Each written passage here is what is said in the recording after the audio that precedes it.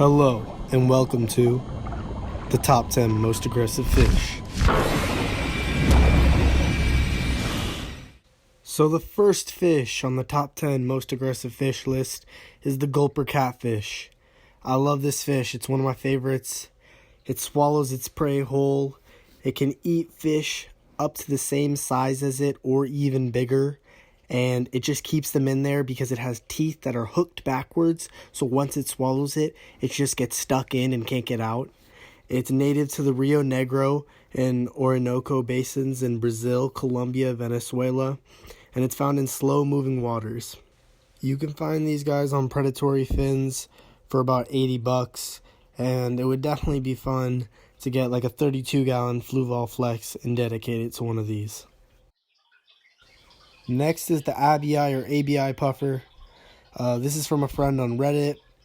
His puffer is about 7 or 8 inches, and I think that's as big as they're going to get. There's not really any information online about these guys, but I did find out that they are native to Southeast Asia in slow-moving river basins. They have really good eyesight, and they're going to be really active if you get one of them because they know their owner, and they'll love you if you could just feed them mollusks and crayfish and anything like that so he can just tear them up, and it'll be really fun to own one of these guys. Third, we have the electric eel. Now, this is not an actual eel, it's an electric fish, but they're still really cool. They have an electric organ that's a group of cells. They can grow up to 8 feet in the wild, but in an aquarium, probably only 4 to 5 feet. And in this video, you can see this guy just come up and destroy the goldfish. He never had a chance. They're found in shallow, muddy waters in South America and Africa. And they breathe atmospheric air, so they're going to have to go up to the surface. Fourth, we have a Goliath Tigerfish. I mean, you can see it in this video. He went up and just tore up an arowana like it's nothing. He didn't even want to eat it. He just killed the fish. These guys are super aggressive. I remember seeing them on River Monsters. Jeremy Wade, he caught a 5-foot one. Obviously, they're not going to get that big in your aquarium. You can probably expect like 3 feet, but you're going to need a huge aquarium. They're native to the Congo River Basin in Africa, and they can live about 15 years, so they need time to reach those sizes. Fourth, we have the Papaya or vampire Tetra. These guys are insanely aggressive. You can keep them in a school. That would be insane to have a nice little school of those.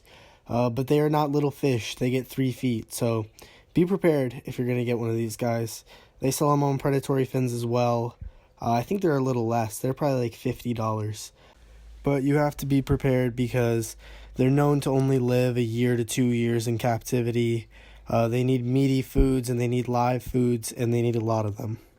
And they're native to South America and the Amazon basin. Sixth, we have the Peacock Bass. Now, there's 3 kinds of Peacock Bass that I like the most. The Azul, the Ocellus, and the Orinoco. They can all get around 24 inches. The Azul is probably going to get the biggest, 30 inches. And they're all native to South America. But one interesting thing about them is that because they've been introduced in the hobby, you can catch them really easily in Florida, along with like red-tailed cats and other crazy things like that.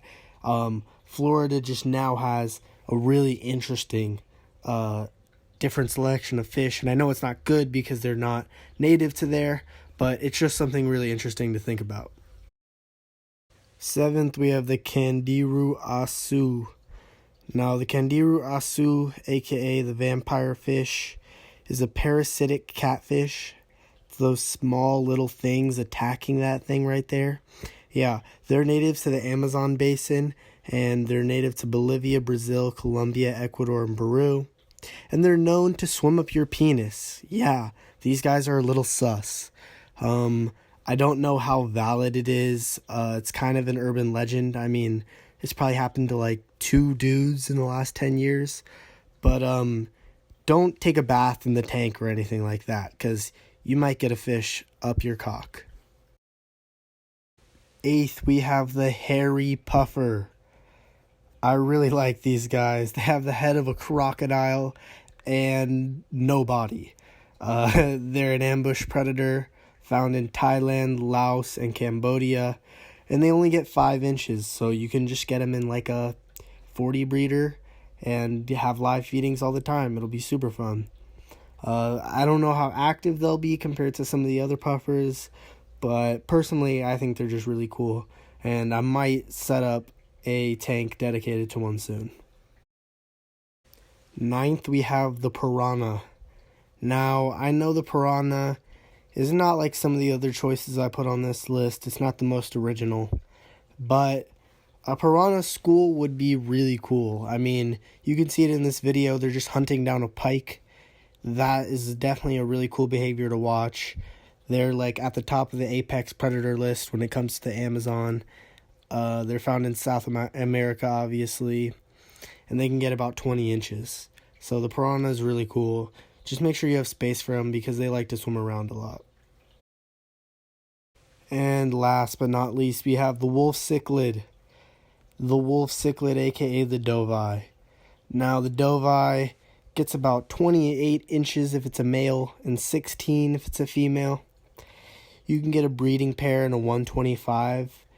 Hopefully it works out. If not, you may have to separate them because the male can get really big, and it's known as the most aggressive cichlid in the entire fish keeping hobby.